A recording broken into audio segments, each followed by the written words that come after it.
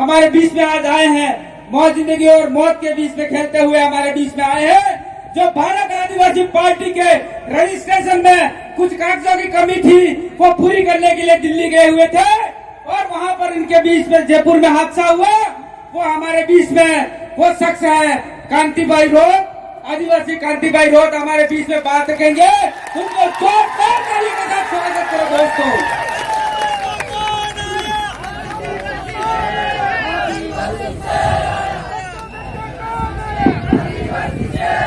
बहुत बहुत धन्यवाद संचालक महोदय।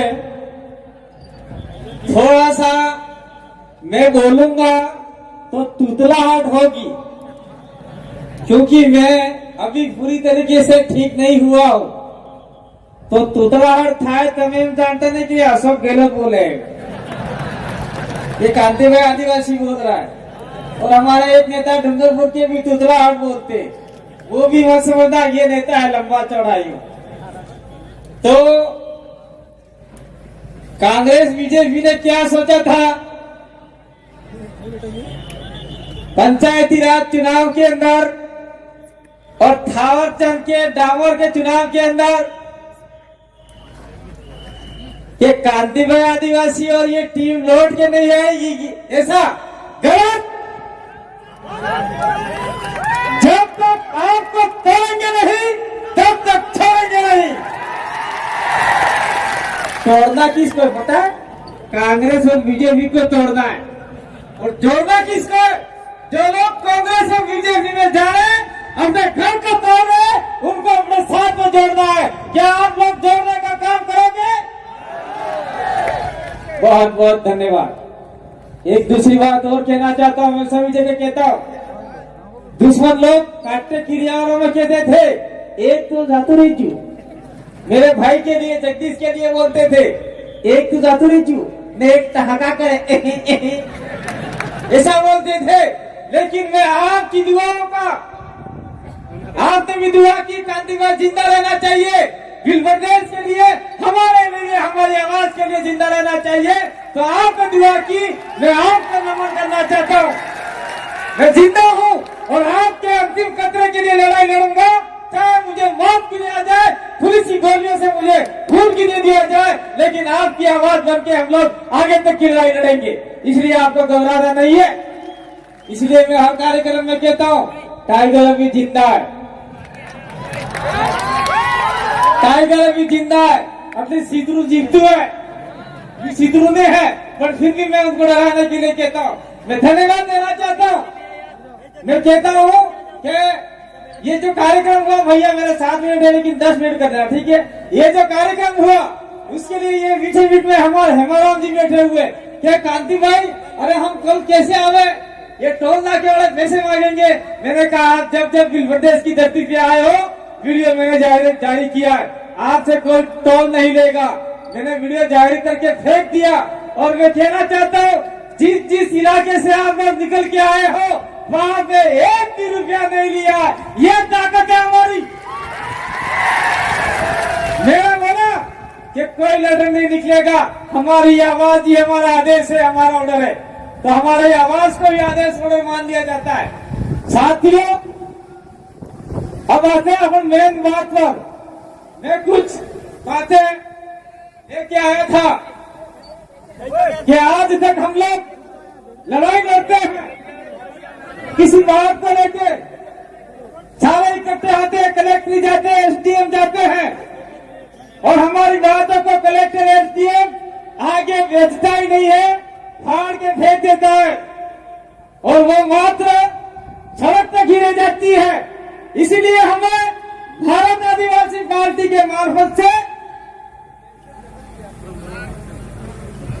भारत आदिवासी पार्टी के मार्फत से राजस्थान में जिस प्रकार से हमने 2 विधायक भेजे, उसी प्रकार से गुजरात में 27 विधायकों में से 10-15 विधायक भेजते होंगे। गुजरात में 27 विधायक अपने लिए रिजर्व है आदिवासियों के लिए। 27 विधायक में से 10 तो कम से कम भेजते होंगे। मध्य प्रदेश में ऊपर लोग बैठे हुए 46 विधायक रिजर्व है आदिवासियों के लिए। वो जो गए हैं वो सारे सारे गुलाम है, अपने लिए कोई नहीं बोलता। राजस्थान में 28 विधायक रिजर्व है, जिसमें मात्र 2 विधायक बोले आदिवासियों के लिए, बाकी सब बोले बोले हैं और गुलाम विधायक है। इसलिए हमें भारत आदिवासी पार्टी से अधिकतम विधायक भोपाल में भेजने होंगे, जयपुर में भेजने होंगे और आपके और गांधीनगर भेजने होंगे। इसलिए भारत आदिवासी पार्टी को हम लोग लेके आए हैं। दूसरा है जल, जंगल, जमीन और खनिज तमा गेल मोरे काकरा बाटा है हेता बाड़ा तो पहला खुद ने नहीं किया। वो सफेद पत्थरों का मार्बल बनता है, टाइल से बनती है, वो करोड़ों रुपये में जाता है, तब जहाँ काकरा बाटा होना काम नो। वो सफेद पत्थर बहुत कीमती है, इस पत्थर को बचाना है। और इस पत्थर से आग का उत्पन्न पहली बार हुआ था, इसलिए सफेद पत्थर को अपन पूजा पद्धति में भी लेते। इसलिए खनिज को भी हमको बचाना है। खनिज नहीं बचाओगे तो बहुत बड़ा नुकसान हो जाएगा। और बिल प्रदेश की लड़ाई न तो कांग्रेस लड़ी है, न बीजेपी लड़ी है, न कोई आने वाली पार्टी लड़ेगी, हम ही लड़ेंगे। और आने वाले समय में 2023 के बाद में 24 में भी हमारा परचम दिल्ली तक लहराएगा। और हम लोग बिल प्रदेश की लड़ाई के लिए कंधे से कंधा मिलाकर भारत आदिवासी पार्टी भी बिल प्रदेश के लिए काम करेगी। तो आप सभी लोग बिल प्रदेश का साथ देंगे। साथ कैसे देंगे? भारत आदिवासी पार्टी को मजबूत करेंगे तो ही आगे बढ़ पाएंगे। राजस्थान की राजनीति में 2023 की लड़ाई में 27 सीटों में से हम लोग उधर मीणा वाली छोड़ दें, क्योंकि कुछ हमारे मीणा भाई भी बैठे हुए, क्योंकि कुछ मीणा लोग हैं मीन भगवान को मानते हैं। मैं आप लोग नाराज मत होना। मीन भगवान किसका अवतार है? कोई मीणा हमको बताए। मीन भगवान 10वां अवतार माना गया है हिंदू धर्म के अनुसार। तो आप तो धर्म में डूबे हुए हो, आदिवासी को बचाने का काम नहीं कर रहे हो। तो उस इलाके में मुझे नहीं लगता कि धीरे धीरे हम लोग आगे बढ़ेंगे, क्योंकि ऐसे वक्ता हमारे साथ में डॉक्टर जितेंद्र मीणा जैसे और मेहर जैसे लोग हमारे साथ में आए हुए हैं। तो ये लोग वहां पर भी अलग जगाएंगे। और 8 सीटें हैं, उन 8 सीटों में हम लोग 23 के बाद में फिर से लहराएंगे। ये बात हम लोग कहना चाहते हैं। तो अगर मान लीजिए 17 में से हम लोग कुछ सीटें और भी हैं जो प्रभावित होती है, 25 सीटें, 25 में से हम लोग लड़ाते हैं, 15-16 सीट जीत जाते हैं, तो मुख्यमंत्री तो छोड़ दीजिए, लेकिन मुख्यमंत्री कौन बनेगा वो डिसाइड करने का पावर आदिवासियों के हाथ में होगा। ये हाथ में रहना चाहते नहीं चाहते आप लोग। अशोक गहलोत बनेगा। अशोक गहलोत उठ बैठ, ये ताकत आपके पास में होगी। वसुंधरा राजे आ गई तो वसुंधरा राजे उठ जा बैठ जा, या मत आना, ये पावर आपके हाथ में होगी। यही पावर हम आपको देना चाहते हैं। यही पावर अगर आपने ले ली तो निश्चित रूप से आपका विधायक दिल्ली जाएगा। अच्छा, आपका एमएलए दिल्ली है, आपका एमएलए जयपुर जाएगा और एमपी दिल्ली जाएगा। मैं ज्यादा बात नहीं करना चाहता हूं, क्योंकि सर भी काम नहीं करता। संसद की 47 सीटें, 47-46 सीटें आपने एमपी बनी। एक भी एमपी आदिवासियों के लिए नहीं बोला, एक भी एमपी नहीं बोला। मैं किसी पार्टी के विशेष की बात नहीं करता, लेकिन मैं कहना चाहता हूं हमारे मंच के मार्फत से, एक आदमी है जो आदिवासियों के बारे में बोलता है। वो कौन है? चाहे कैसे भी हो, हम उसका समर्थक नहीं करते, लेकिन हमने उसका वीडियो देखा है। असरुद्दीन ओवैसी वो आदिवासियों के दुश्मन नहीं है। उन्होंने बोला कि भारत का आदिवासी देश का मालिक है। कौन सा आदिवासी वहां जाके बोला? एक मुसलमान सांसद आदिवासियों के लिए बोल रहा है। आदिवासी और मुसलमान की लड़ाई कभी नहीं है, ये धार्मिक लड़ाई लड़ाई जा रही है। इस लड़ाई को हमको समझना होगा। मुस्लिमों के साथ में हमारी कतई लड़ाई नहीं है। ये आपका मैं लोकल मुद्दा बता रहा हूँ। हमारे बीच में सलीम भाई बैठे हुए, उनको हमने जिला प्रमुख के लिए दावेदार बनाया था। कांग्रेस और कमल कांग्रेस ने मिलकर सलीम भाई को हरा दिया। तो ये कितनी बड़ी मूर्खता है उन लोगों की। और हमारे लोग आज भी कांग्रेस बीजेपी कर रहे हैं। कांग्रेस बीजेपी छोड़ेंगे नहीं, तो आने वाले समय में हमारे बच्चे कटोरा लेके भीख मांगेंगे भाई। तो ये भीख नहीं मंगवानी है, हमको हमारे समाज को मजबूत करना है। और दूसरी बात मैं इस मंच के मार्फत से कहना चाहता हूँ कि भारत आदिवासी पार्टी व्यक्ति विशेष, धर्म विशेष, जाति विशेष की नहीं, ये लोकतंत्र तरीके से बनी हुई है। उसके अंदर एसटी भी आ सकता है, एससी भी आ सकता है, ओबीसी भी आ सकता है, और माइनॉरिटी तो सारे के सारे बैठे हुए यहाँ पे।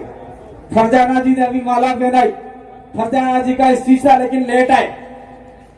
तो ये सारे लोग, जो भी मैं कहना चाहता हूँ, जो लड़ाई लड़ाना चाहते हैं, भाषण में जो आपके मुसलमान है, जो इस इलाके में आपके प्रदेश में जितने मुसलमान है, अगर आदिवासी के साथ में कंधे से कंधा मिलाकर चलोगे तो निश्चित रूप से आपके साथ में कोई अत्याचार सोचना चाहता ही होगा। ये हम लोग यहाँ से वादा करना चाहते हैं। एसी को भी कहना चाहते हैं कि आपको गोलियों से उजाड़ा जाता है, मटके से पानी पीते हैं तो आप लोगों को मारा जाता है। निश्चित रूप से आप लोग हमारे साथ में रहोगे तो आप लोगों को भी हम लोग शोषण अत्याचार से मुक्त कराएंगे, आजादी दिलाएंगे। और ओबीसी को क्या आरक्षण है इस इलाके में? मैं ओबीसी के लिए कहना चाहता हूँ, आप लोगों की वजह से ही सब नुकसान हो रहा है। इस इलाके में ओबीसी को कोई प्रावधान नहीं है। अगर आप लोग हमारे साथ में कंधे से कंधा मिला के चले तो संविधान के अंदर जितना भी राइट्स दे रखा है उसको हम लोग इम्प्लीमेंट कराने का काम करेंगे। हमारे एकमात्र विधायक राजकुमार रोज जी ने ओबीसी के लिए बोला, ओबीसी अन्य पिछड़ा वर्ग के लिए। और मैं अंत में ज्यादा समय नहीं लूंगा क्योंकि अपना तफरीदारी के मन को बफाई जेव लागे तो बेचार वक्ता बीजा है बोला वाला, सबकी बात सुन के जाना और कसम खा के जाना। जितने भी लोग आए हैं अपने पूर्वजों की कसम खा के जाना, अपने मतरों ने कसम खाई जा दो, जरा जरा मनो कसम खाई जा दो। आज तक की मार घेर माते कांग्रेस बीजेपी ने झंडा नहीं लगे लगा कसम खा। आप उसा करो हाथ फैलाने करता वाला ओढ़े फैला हुआ भैया। कांग्रेस बीजेपी का झंडा मेरे घर में नहीं होना चाहिए। ये कसम आप लोगों ने खाई है और ये कसम खाने के बाद में अगर आपने लगाया तो तुम्हें जाना हो थवानु है। और मैं कहना चाहता हूँ, मैं सभी जगह प्रचार में आया कि नहीं आया क्योंकि चुनाव बहुत नजदीक आ गए हैं, सभी जगह प्रचार में आए कि नहीं आए। मैं कहना चाहता हूँ, पहली बात तो कांग्रेस बीजेपी को अपने गांव में घुसते ही मत दो, और घुस जाते हैं तो दो जेब में झंडे रखा करो, एक कांग्रेस का एक बीजेपी का। बीजेपी में आए बोलना हम बीजेपी ना भाई लाओ हरण लाओ पैसा खाई चलो भाई जाओ वोट डालो लेके। ऐसे कांग्रेस वाला फिर झंडा खरीद के वाले लाओ भाई वो कांग्रेस ना लाओ है तो यहाँ पैसा उनके पैसे नहीं है, वो पैसे आपके विकास के पैसे है। लेकिन ऐसा भी नहीं करना है, लेकिन कर सकते हो आपकी मर्जी, हम लोग मानने वाले नहीं है। तो आपने हमारी बात तो सुना, मैं आपके बीच में प्रकृति की दुआ से, आपकी प्रार्थना से आपके बीच में जिंदा वापस लौट के आया। इसीलिए एक बार पूरा आपको दो हाथ जोड़कर नमन करता हूँ, धरती माँ को नमन करता हूँ, आपको नमन करता हूँ। आपकी ताकत थी जब मुझे मौत के मुंह से बाहर निकाल के लाई, और इस मौत के मुंह से बाहर निकाल के लाई तो निश्चित रूप से मैं आपके लिए लड़ूंगा, आपके लिए मरूंगा, लेकिन पीछे नहीं हटूंगा। बहुत बहुत धन्यवाद। आभार, जोहार।